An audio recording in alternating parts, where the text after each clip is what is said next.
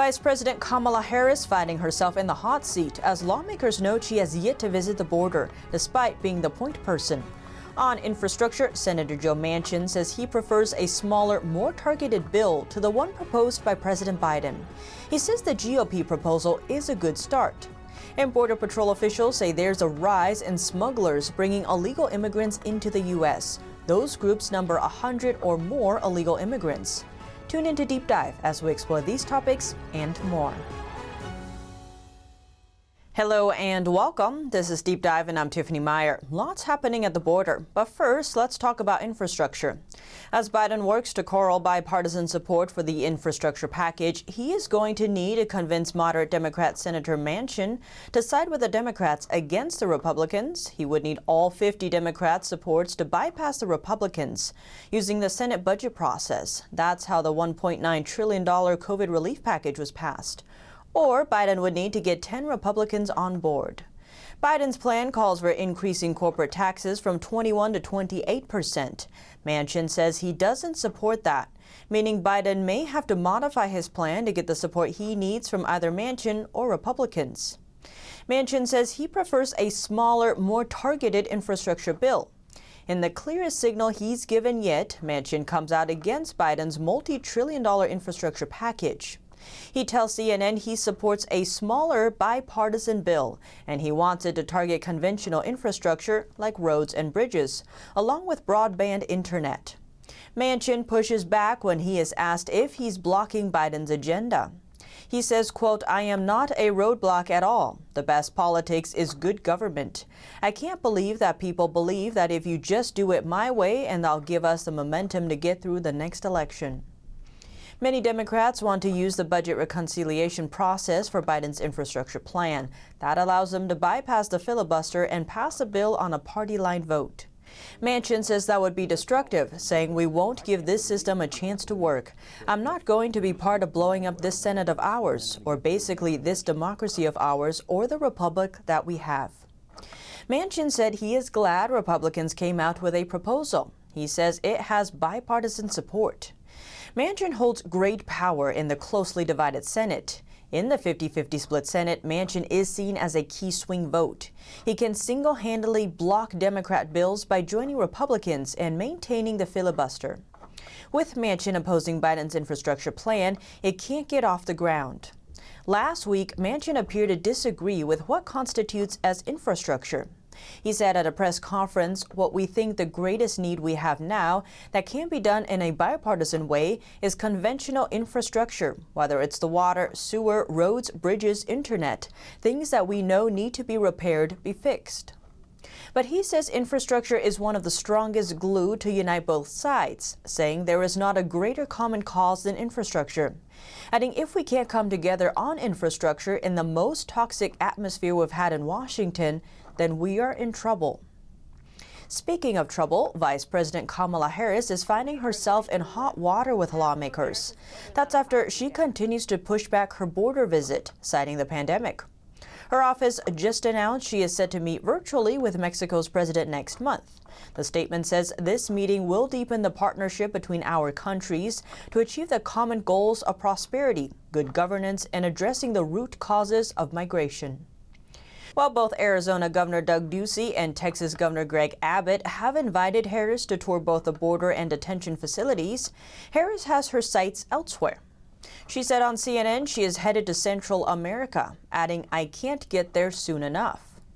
Now Harris is finding herself in the hot seat, as officials note she has yet to visit the border since being made point person. She's also gone 31 days without holding a press conference to address the border crisis. Senator Ted Cruz went after Harris, saying she got confused when she visited the wrong border. Harris visited New Hampshire to help support Democratic Senator Maggie Hassan's re-election bid in the state. The last time Harris was there was back in 2019, when she was campaigning for president. The state's GOP took no time in ripping into her visit, saying on Twitter, "Welcome to the wrong border. As you travel over 2,300 miles away from El Paso, our country would be better served with an official visit to our southern border, not a campaign trip for Senator Maggie Hassan." Cruz then responded, suggesting that Harris's GPS got confused.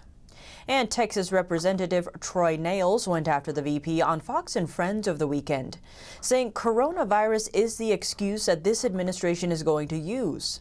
And look at her, as in Harris. She's been jet-setting around the country, going to all the different blue states, talking about this infrastructure plan and everything else. So no, this isn't COVID, Kamala, and you know it. He went on to suggest that Harris isn't visiting the border because she is in complete denial. He says she needs to put America first and that the border has a, quote, easy fix, revert back to Trump's policies. He urges her to ask former President Trump for advice on securing the border, saying he'd tell her to revert back to the Remain in Mexico policy and get rid of the catch and release method and to finish the wall. Nehls goes on to say that is how we solve this problem and it could be done today. The White House disagrees with the criticism, saying Harris is in charge of tackling the root cause, not the border per se. Harris said recently, I have been asked to lead the issue of dealing with root causes in the Northern Triangle, similar to what the then Vice President did many years ago. Adding, but I will tell you these are issues that aren't going to be addressed overnight. But some note the Biden administration continues to deny there is a crisis at the border, but has no qualms about going after poverty and climate in Central America. Harris recently saying the cause of the border surge is due to the climate, calling the situation complex. Adding the issue was addressing the acute and root causes of migration away from that region, the reasons people flee. Those issues, she says, are extensive storm damage because of extreme climate.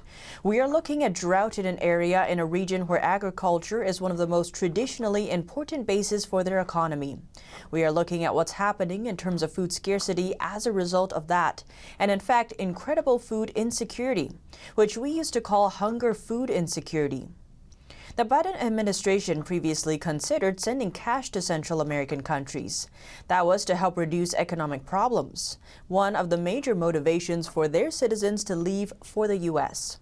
The White House's Southern Border Coordinator at the time, Roberta Jacobson, told Reuters in an exclusive interview, quote, we are looking at all of the productive options to address both the economic reasons people may be migrating, as well as the protection and security reasons.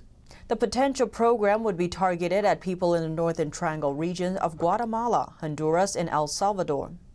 But she did not say who exactly would receive the cash. And House Republican leader Kevin McCarthy fired back at the time. He criticized President Biden's plans to send cash to Central America. McCarthy tweeted, President Biden wants to try and buy our way out of his border crisis with taxpayer money. The administration is sending $60 million a week and now wants to launch a cash transfer program in Central America. He said it insults the millions of Americans who are out of work right now. Roberta, meanwhile, is set to retire from her role at the end of the month. According to the White House, consistent with her commitment at the outset to serve in the administration's first 100 days, Ambassador Jacobson will retire from her role as coordinator at the end of this month. Now, critics say rolling back the Remain in Mexico policy is one factor in the recent surge in migrants. That policy allowed border officials to send illegal immigrants back to Mexico to await their asylum cases.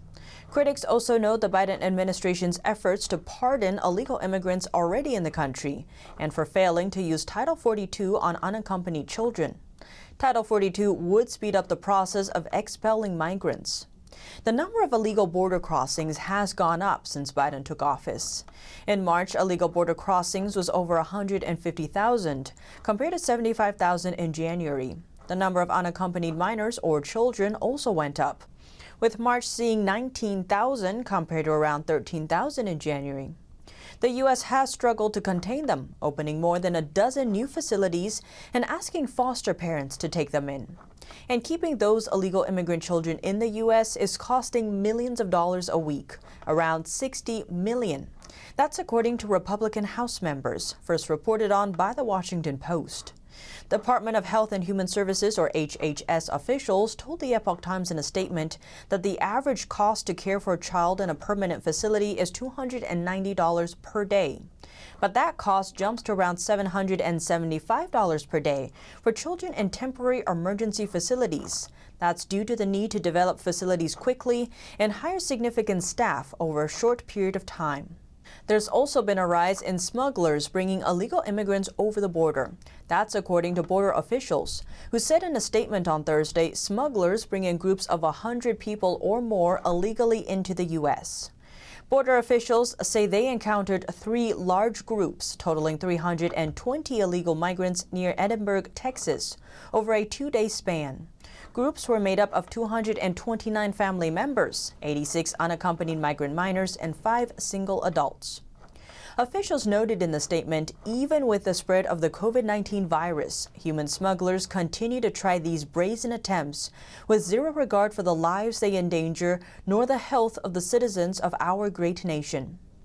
CBP Patrol Chief for Rio Grande Valley said this year agents have encountered 44 groups of 100 or more people. The majority of these large groups are composed of family members and unaccompanied children. The press release states the U.S. Border Patrol agents of the Rio Grande Valley sector will continue to safeguard the nation and community against these criminal elements. Homeland Security head Alejandro Mayorkas said this year the U.S. is on pace to encounter more illegal immigrants crossing the border than any year in the past 2 decades. There's also been an increase in unaccompanied migrant children crossing over. President of the National Border Patrol Council, Brandon Judd, told Fox News recently the situation at the border qualifies as a crisis. Republicans say Biden's moves to rescind Trump-era immigration policies essentially served as a welcome mat for illegal immigrants. As president, Biden has undone over 12 immigration policies that President Trump had put in place to curb illegal immigration. On his first day in office, Biden signed executive orders reversing several of the Trump administration's immigration policies. Biden says he wants to legalize 11 million illegal immigrants. Experts say Biden's immigration policies are attracting migrants and fueling a crisis. Biden says there is no crisis at the border. He says we'll be able to handle it. But what do you think? Let me know below. Thanks for tuning in to Deep Dive. I'm Tiffany Meier, and see you soon.